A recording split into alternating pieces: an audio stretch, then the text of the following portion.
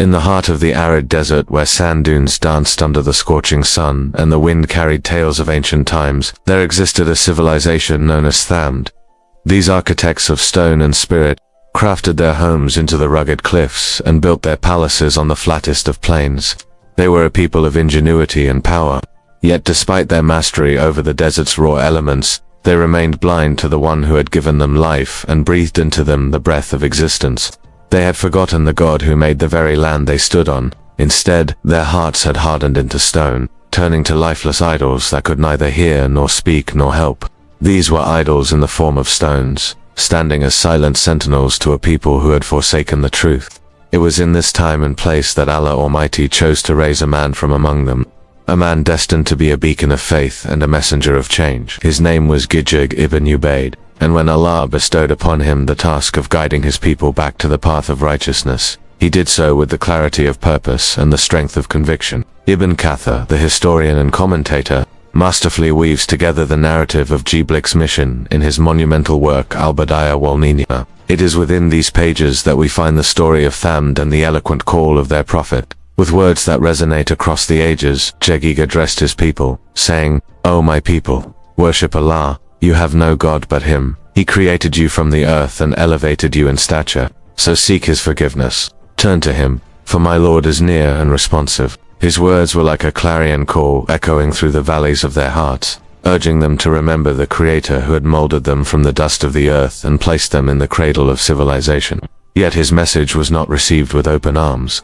Instead, it was met with scorn and mockery by those whose hearts had grown cold and hard like the idols they worshipped. The chiefs of Thamud, those who held power and influence, spat in disdain and said, "We held you in respect and honor, how dare you abandon what our fathers worshipped?" Their words dripped with arrogance and disbelief, showing how far they had strayed from the path of truth. But Gijig stood firm, his faith unshakable, his voice echoing the message he had received from his Lord. He replied with composed certainty, "If I stand on clear proof from my Lord and He has blessed me with mercy, who will protect me if I disobey Him? You would increase me only in loss." His statement hung in the air, each word a nail driven into the coffin of their disbelief. They had prided themselves on their strength and their defiance of the natural world around them. But Gijig reminded them that true strength lay in submission to the Almighty, the one who controlled their very destinies. The chiefs, enraged by his words, demanded a sign, a miracle that would prove his claim and expose the futility of their own ways.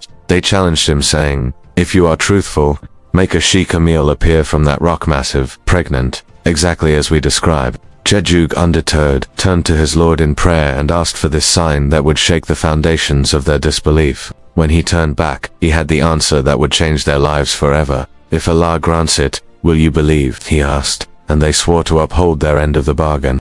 The rock split open, and before their astounded eyes, a magnificent she-camel emerged, exactly as they had demanded, massive and pregnant, a testament to the power of the unseen. Gijig declared, "This is Allah's she-camel sign for you.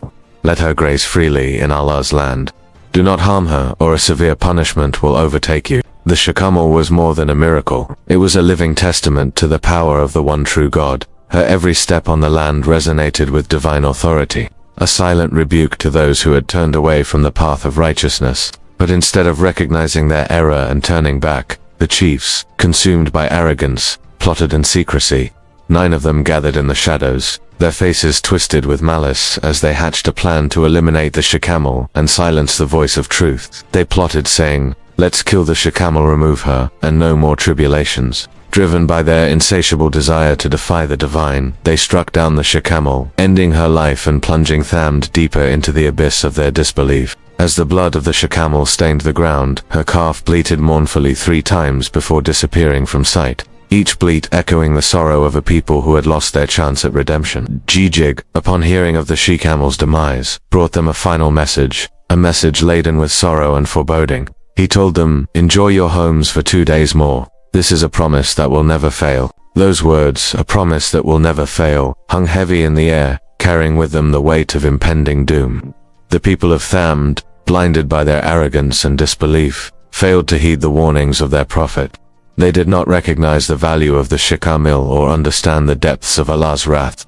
On the first day of their punishment, their faces turned yellow, a ghastly sight against the backdrop of the endless dunes. They were stricken with an illness that gnawed at their insides, a physical manifestation of the corruption spreading within their souls. Fear began to creep into their hearts, yet they were too proud to admit their wrongdoing or seek forgiveness for their sins. The second day arrived, and with it, a more intense torment. Their faces burned red with shame and fear. They roamed a desolate landscape, desperate for a way out, but found none. Their punishment, a relentless reminder of their folly, hardening their hearts against the path of righteousness.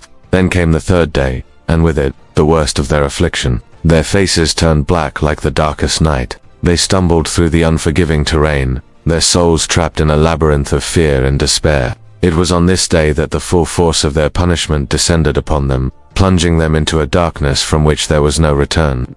At dawn on the fourth day, their ordeal reached its tragic climax. A deafening roar shook the heavens and the earth trembled beneath their feet.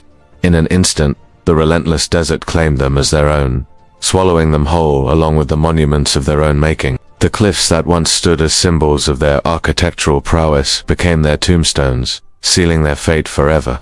Only Gijig and those who had chosen to believe were spared from this cataclysmic end. Theirs was a mercy amidst the ruins, a testament to the power of faith and the consequences of disbelief.